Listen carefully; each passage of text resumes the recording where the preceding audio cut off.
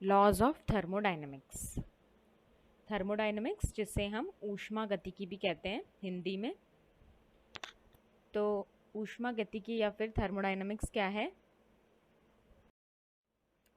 What is thermodynamics?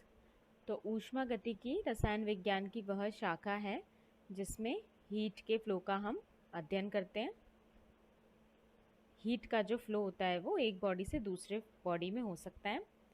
Heat का जो flow है वो बॉडी से एटमॉस्फेयर में भी हो सकता है, और हीट का जो फ्लो है वो एटमॉस्फेयर से बॉडी की ओर भी हो सकता है। तो study of relationships involving heat, mechanical work and other aspects of energy and energy transfer. तो थर्मोडायनेमिक्स क्या है? ये एक रिलेशनशिप्स को हम स्टडी करते हैं जिसमें हीट होती है, ऊष्मा, मैकेनिकल वर्क रहता है और अदर एस्पेक्ट्स ऑफ एनर्जी और एनर्जी ट्रांसफर रहते हैं। तो लॉज ऑफ थर्मोडायनेमिक्स, तो लॉज ऑफ थर्मोडायनेमिक्स कौन से हैं? Zeroth law, first law, second law और थर्ड लॉ। तो जो थर्मोडायनेमिक्स या ऊष्मा गतिकी का ज़ीरोथ लॉ ऑफ थर्मोडायनेमिक्स है, इसे हम शून्यक नियम भी कहते हैं। तो शून्यक नियम पहले और तीसरे नियम के बाद ही खोजा गया है, लेकिन शून्यक नियम जो है वो या ज़ीरोथ लॉ जो है, इन तीनों नियमों का वो आधार है, वो बेस है। इसी कारण इसे चौथा नियम न कहकर इसे ज़ीरोथ लॉ कहा जाता है। तो इसके अनुसार जो हीट है, हीट की जो गति है वो हमेशा उच्च से लो से हाई से लो टेम्परेचर की तरफ ही प्रवाहित होती है, फ्लो होती है, और इसे ही हम ऊष्मीय समयावस्था भी कहते हैं।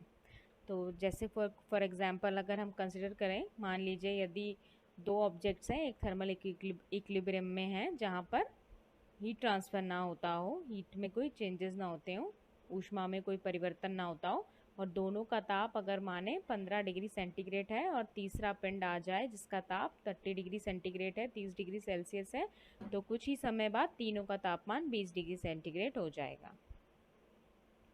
तो यह हमारा शून्यक नियम। फिर आता है हमारा फर्स्ट लॉ जिसे कहते हैं ऊष्मागतिकी का पहला नियम। तो इसे ऊर्जा संरक्षण का नियम भी कहा जाता है, law of conservation of energy. इसके अनुसार जो हीट होती है उसको ना तो बनाया जा सकता है और ना ही इसे नष्ट किया जा सकता है, लेकिन इससे एक माध्यम से दूसरे माध्यम में परिवर्तित जरूर किया जा सकता है। जैसे फॉर एग्जांपल जो हमारा कोल का इंजन होता है, कोयले का ऊष्मीय ऊर्जा से हम यांत्रिक ऊर्जा में उसे परिवर्तन कर देते हैं। तो पहले नियम का सूत्र होता है वो हम आगे डिटेल में पढ़ेंगे। दूसरा नियम है फिर ऊष्मागतिकी का दूसरा नियम या सेकेंड लॉ ऑफ थर्मोडायनेमिक्स। तो दूसरा नियम जो है वो ऊर्जा संरक्षण के नियम पर जोर देता है, और ये कहता है कि ऊष्मा गर्म माध्यम से ठंडे माध्यम की तरफ प्रवाहित होती है, पर वो यह स्पष्ट नहीं कर पाया कि ऊष्मा ठंडे माध्यम से गर्म माध्यम की ओर प्रवाहित क्यों नहीं हो पाती। तो जो हमारे सेकेंड लॉ है इसके दो कथन है, इसके दो स्टेटमेंट्स हैं, एक तो कैल्विन प्लैंक स्टेटमेंट है और दूसरा है हमारा क्लॉसियस स्टेटमेंट। तो कैल्विन प्लैंक का जो स्टेटमेंट था वो किसी भी साइक्लिक प्रोसेस में ऐसा इंजन नहीं बना है जो पूरी ऊर्जा को कार्य में परिवर्तित कर सके और 100% उत्पादन दे सके। ऊर्जा का कुछ ना कुछ भाग आंतरिक ऊर्जा वृद्धि में खर्च जरूर होगा ही होगा। तो क्लॉसियस ने क्या कहा? ऊष्मा हमेशा हॉट मीडियम से कोल्ड मीडियम की तरफ बिना किसी बाहरी सहायता के तो बह ही सकती है, लेकिन हीट जो है कभी कभी किसी भी ठंडे माध्यम से गर्म माध्यम की तरफ बिना किसी बाहरी सहायता के नहीं बह सकती, उसमें हमें एक्सटर्नल वर्क अप्लाई करना ही पड़ेगा। फिर आता है हमारा final third law of thermodynamics, ऊष्मागतिकी का तीसरा नियम। तो ये क्या कहता है? इसके अनुसार एक पूर्ण क्रिस्टल या फिर जो परफेक्ट क्रिस्टल होता है उसकी एंट्रोपी पूर्ण शून्य तापमान पर ज़ीरो होती है, एब्सोल्यूट ज़ीरो टेम्परेचर पे। तो आइए अब हम इसको देखते हैं। The fourth law of thermodynamics defines fundamental physical quantities that characterize thermodynamic systems. जो चारों लॉज हैं वो डिफाइन करते हैं फंडामेंटल फिजिकल क्वांटिटी, जैसे कि ताप, तापमान, एनर्जी और एंट्रोपी, जो कि थर्मोडायनामिक सिस्टम को कैरेक्टराइज करते हैं। The laws describes how these quantities behave under various circumstances और जो भी क्वांटिटी, ये जो क्वांटिटीज़ हैं टेम्परेचर, एनर्जी और एंट्रोपी, ये अलग अलग सर्कमस्टेंसेस में, अलग अलग स्थितियों में किस तरीके से बर्ताव करती हैं, फॉरबिड सर्टेन फिनोमिनास।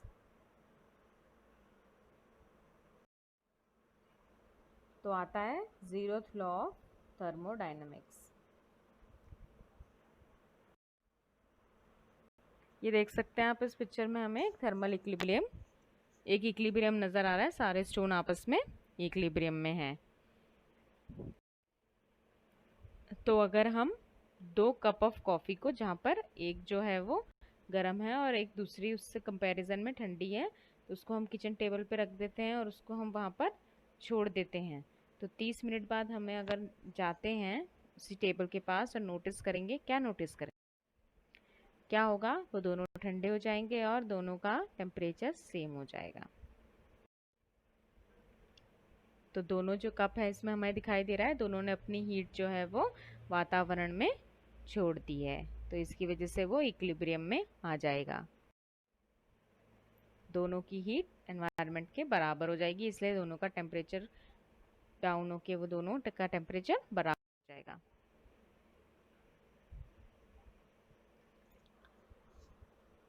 तो जीरोथ लॉ ऑफ थर्मोडायनेमिक्स जैसे आप ये फिगर में दे सकते हैं, इसमें क्या दिखाई दे रहा है हमें कि जब दो जो हमारे अब जब ए, हाँ देखिए इसमें ए बी सी और अपन को दिखाई दे रहा है, तो ऊष्मागतिक का शून्य नियम क्या बता रहा है हमें कि जब दो निकाय किसी तीसरी निकाय के साथ ऊष्मीय साम्य में हैं, थर्मल इक्विलिब्रियम में हैं, तो वे दोनों निकाय आपस में भी एक दूसरे के साथ ऊष्मीय साम्य अवस्था में रहेंगे।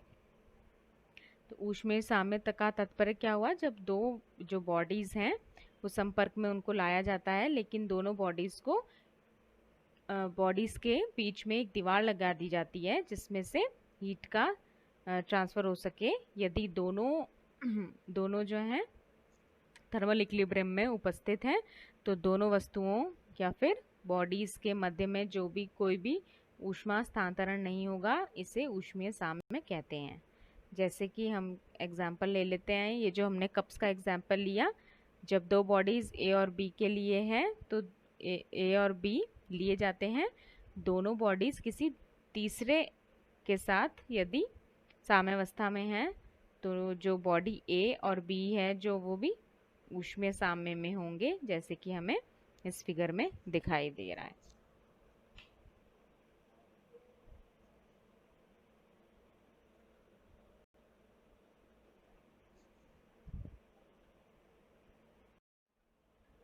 तो if two systems are both in thermal equilibrium with a third, then they are in equilibrium with each other. यदि दो वस्तुएं ए या बी किसी अलग तीसरी वस्तु सी के साथ साम्यावस्था में हैं, तो वस्तुएं ए और बी एक दूसरे के साथ भी तापीय साम्यावस्था में होंगी। The importance of the law as a foundation to the earlier laws is that it allows the definition of temperature in a non-circular way without reference to entropy, its conjugate variable.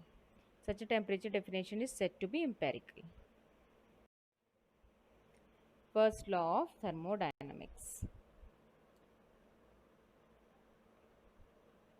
तो first law of thermodynamics क्या है, जैसे हम ये 3 situations consider करें, how does a hot cup of coffee get cold, how does ice melt, how is first law exhibited by a car engine. तो it's law of conservation of energy, energy can not be created not destroyed. Is energy destroyed? No, energy was not destroyed, energy was transferred to the environment.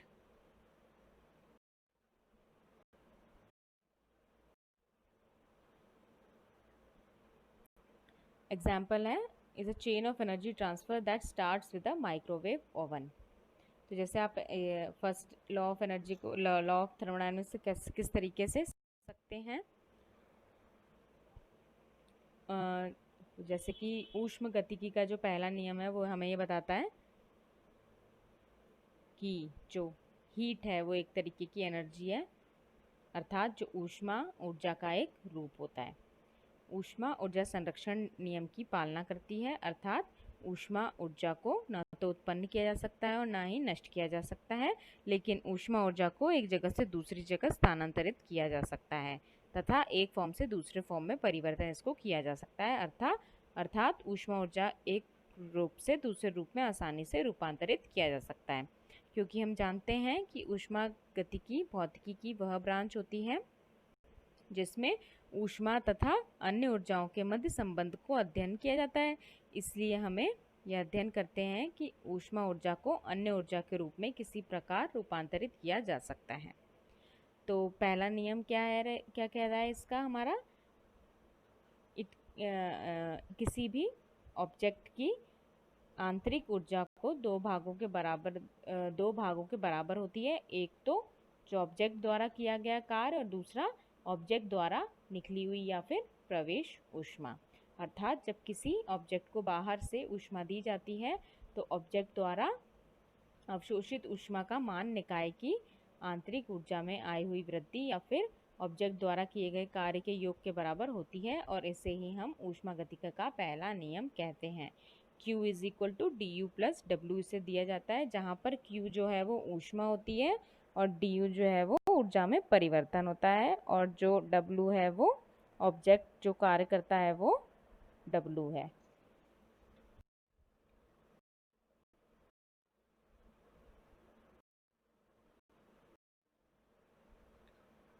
How does ice melt? How is the first law exhibited by Carr?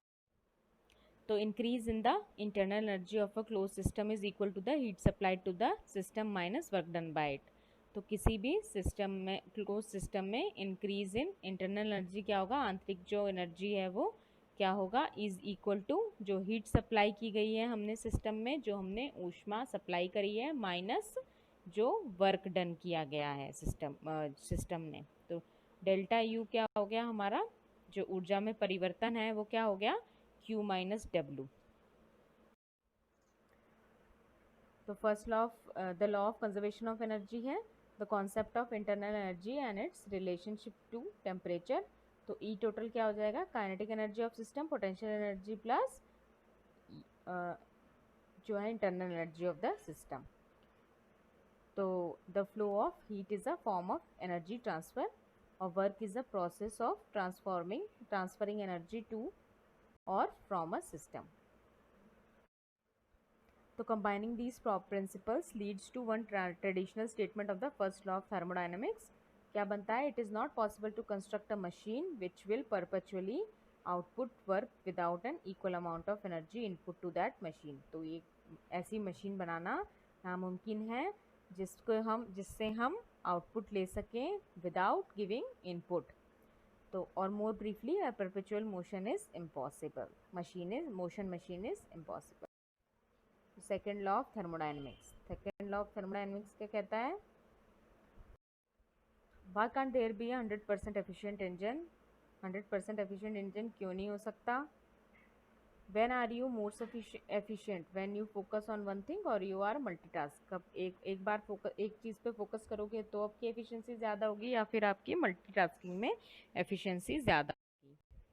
तो there is a limit to the availability of energy and the ways in which it can be used or converted. No such thing as 100% efficient engine exist. Follows the concept of entropy, और entropy क्या है, energy degradation.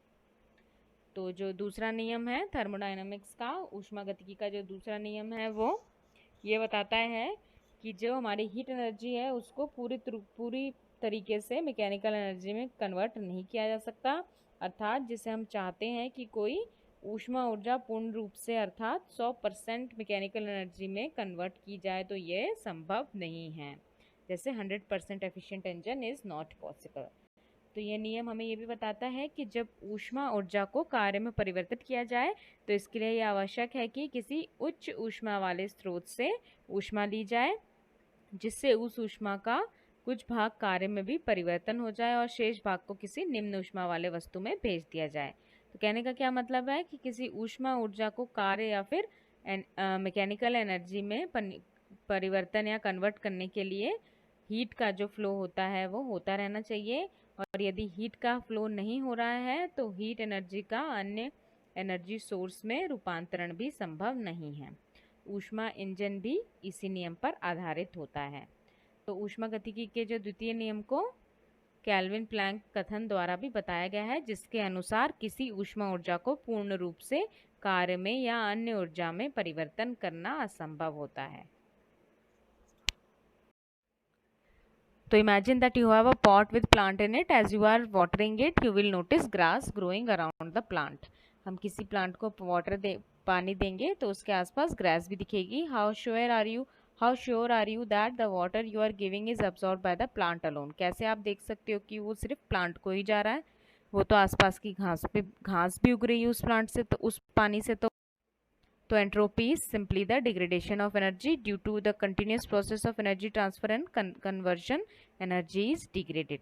जैसे हम energy transfer का जो continuous process रहता है उसकी वजह से एनर्जी है वो डिग्रेड होती है.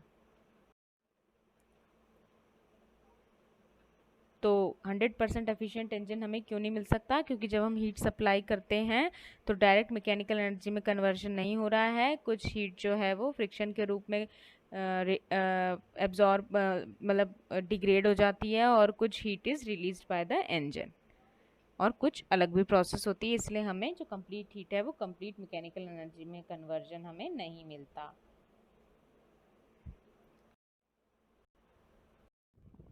तो एंट्रोपी क्या है? एंट्रोपी एक एक्सटेंसिव प्रॉपर्टी है. It has a dimension of energy divided by the temperature which has a unit of joules per kelvin. इसका यूनिट है joules per kelvin in the international system of units. तो but the entropy of a pure substance is usually given by as an intensive property, either entropy per unit mass or entropy per unit amount of substance. The entropy of an isolated system never decreases. किसी भी isolated system का entropy कभी decrease नहीं होती. Such a system will spontaneously evolve towards the thermodynamic equilibrium, the configuration with maximum entropy. The systems that are not isolated may decrease in entropy. जो isolated नहीं है उनकी entropy decrease होगी, provided they increase the entropy of the environment by at least that same amount. Since entropy is a state function, the change in the entropy of a system is the same for any process that goes from a given initial state to a given final state, whether the process is reversible or irreversible. However, irreversible process increases the combined entropy of the system and its environment. So according to second law, क्या कहता है ये? Delta Q is equal to T D S. तो heat transferred is delta Q, temperature is T, और D S is the increment किसका? Entropy का.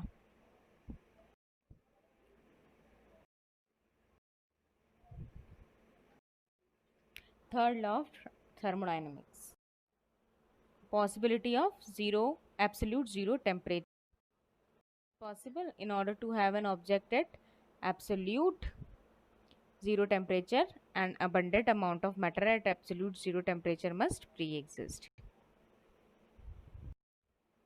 So entropy of a perfect crystal of any pure substance approaches zero as the temperature approaches absolute zero. तो इसको कैसे हम पढ़ेंगे?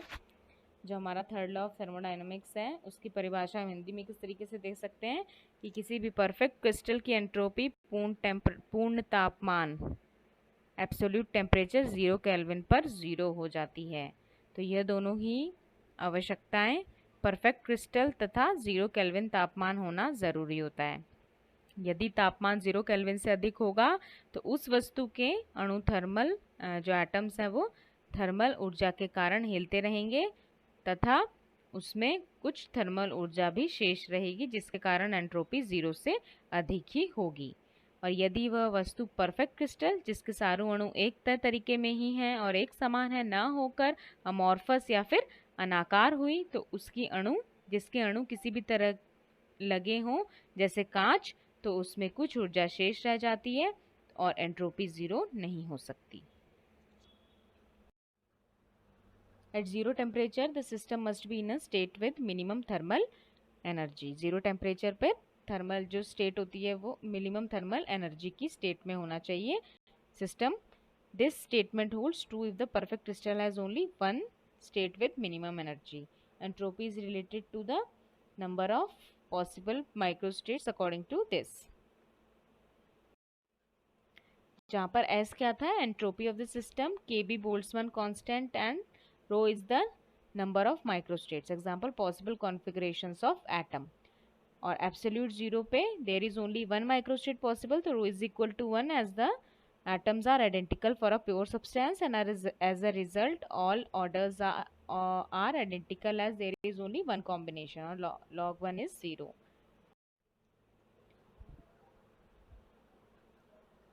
A more general form of the third law that applies to a system such as a glass that may have more than one minimum microscopically distinct energy state, or may have a microscopically distinct state that is frozen in, though not a strictly minimum energy state and not strictly speaking of a state of thermodynamic equilibrium at absolute zero temperature.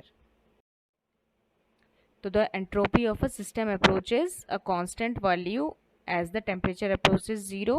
This is thermodynamics का third law. और the constant value not necessarily zero is called the residual entropy of the system. तो residual entropy को क्या कहते हैं, अवशिष्ट entropy भी कहा जाता है हिंदी में। और असल जीवन में देखा जाए तो जीरो केल्विन प्राप्त करना अभी तक संभव नहीं हो पाया है। ऐसा केवल जो आइडियल जो सिचुएशंस होती हैं उसी में किया जा सकता है, लेकिन उसके हम पास या उसके हम निकट जरूर पहुंच चुके हैं, किंतु पूरी तरीके से जो हमारा जीरो केल्विन प्राप्त ना होने के कारण उस वस्तु में उसकी मिनिमम जो एनर्जी होती है से अधिक ऊर्जा बच जाती है। तो साथ ही कुछ एंट्रोपी भी शेष रह जाती है जिसे हम अवशिष्ट एंट्रोपी या फिर रेसिडुअल एंट्रोपी कहते हैं। तो हमने 4 लॉज पढ़े, law of conservation of energy, जैसे फर्स्ट लॉ ऑफ थर्मोडायनेमिक्स था, second was law of entropy, third is law of equilibrium और फोर्थ इज एब्सोल्यूट जीरो जो कि जीरोथ लॉ ऑफ थर्मोडायनेमिक्स है।